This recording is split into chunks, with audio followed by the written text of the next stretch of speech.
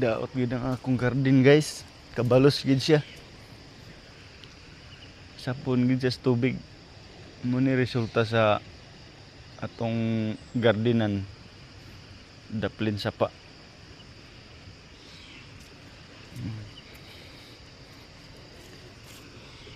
Naanad naman ko dani sa baha dani sa akong garden guys. Kapila naman sa ko diri na agian. Every 5 years sa dinoon. Napa man say nabili no?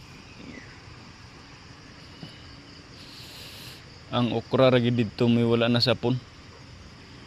Pero ang akong pipino didto nga bag-ong tanom gahapon guys. Gid masayang gid akong hago. Useless gid.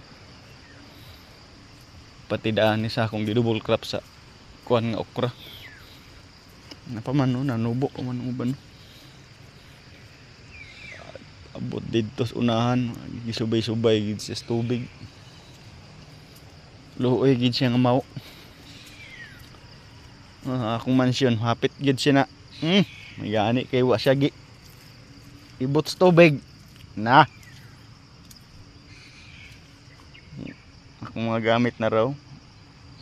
Balakan ka na ko ni gabi kay basig abi na ko di ko na nima sapon. Sayang kaya ang mga okra. Pagpunta ng mga okra.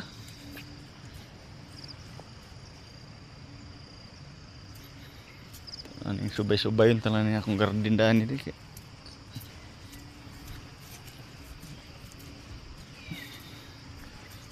Uya sa akong mga akong 1 year kapin nga talong dani guys. Ako pa ni siyang gi mawiran, abunuhan. Yun siya. Dani. Ano siya akong batungan. Sa buton kaayo. Paagid siya, gihapla gid siya dani. Sayang gid akong abuno dani kagahapon sa akong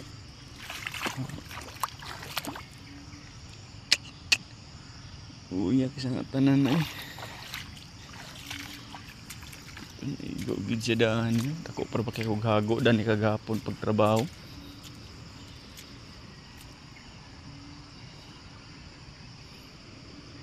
Gani ra gid okra na ko may wala na kayo na igo.